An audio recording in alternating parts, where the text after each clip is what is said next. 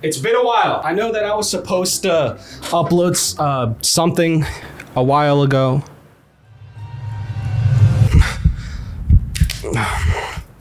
What was that? Anyways, the Mexia Supermart, formerly known as Denal's, was a grocery outlet in Fort Worth, Texas that went bankrupt in 1999 due to a loan they took from Advanced Investment, around $1 million. What is Advanced Investment up to anyways nowadays? Let's look that up. I can't even find them off a simple Google search. I don't know where the fuck... What are they doing? Doesn't matter. Anyways, they couldn't end up paying this loan back, so they had to shut down for good and get rid of everything that was inside, all the food and all that, maybe the clearance or maybe other stores. At least that's what was supposed to happen. You see, they did declare bankruptcy. That absolutely did happen. They're out of business. However, some miscommunications happened in doing this, and a huge biohazard overtook the environment. All of the electricity and everything got shut off, but the food was not disposed of. For 3 entire months in the southern Texas hot summer, do you know how fucking hot it gets in the South during summer? Peak summer? The result of this disgusting rot of a building was that full of nothing but bugs, rats, spoiled goods.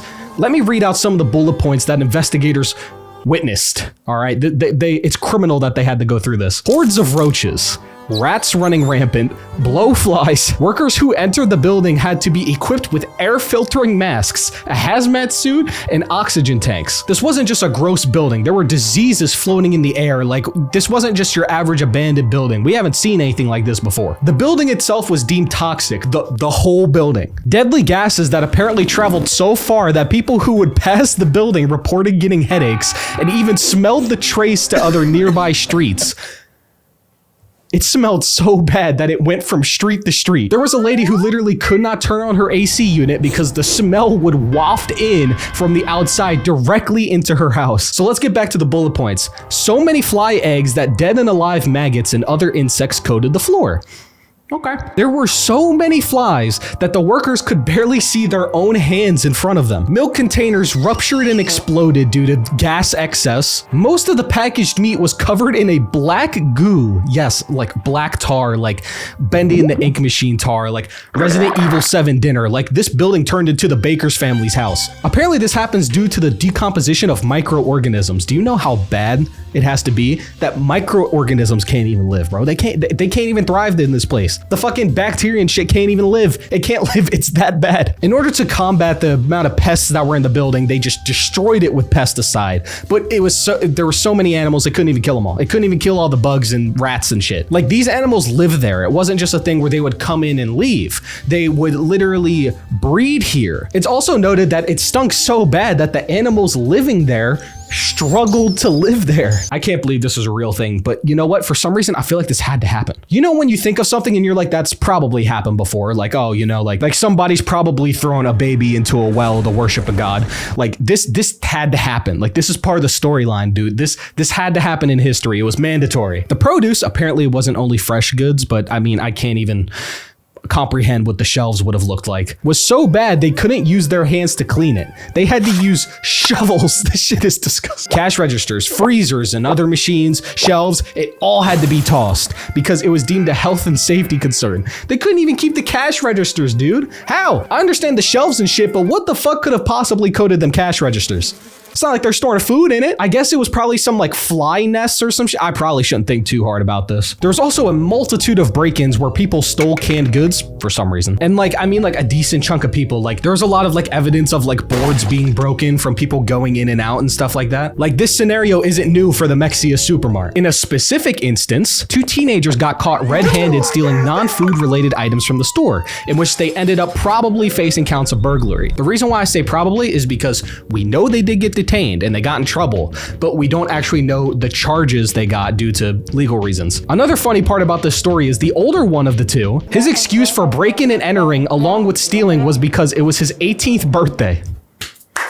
Happy birthday to the birthday boy. You know what we should do to celebrate? Break and enter, rob this store. You know, rob this one right here, the raunchy, stinky, rotting store, Supermart. The store itself was finished cleaning around the end of November, yet the smell of poop, rotting food, dead rats, E. coli, and God knows what other diseases, the stench still lingered weeks later. It was like when you like accidentally leave a plate in your room overnight or something like that from dinner, and then like you come back in and you smell it, like it's that, but dead rats and bloat fly nests and like tar goo, maybe a little bit of poop and E. coli in there. And it lasted for weeks. The cleanup only costed around $10,000 to $15,000, which is a lot cheaper than I expected. I mean, I would have ordered 5 wrecking balls to come spin the block. Okay, we went over the backstory of this Supermart, but what about the lost media aspect of it? I've probably shown a decent chunk of the partially found footage in this video, but there's more. A decent amount more, apparently. More pictures, more video that is just lost. This includes footage of rotting food, insects, animals, along with the footage of the aftermath of the break-ins,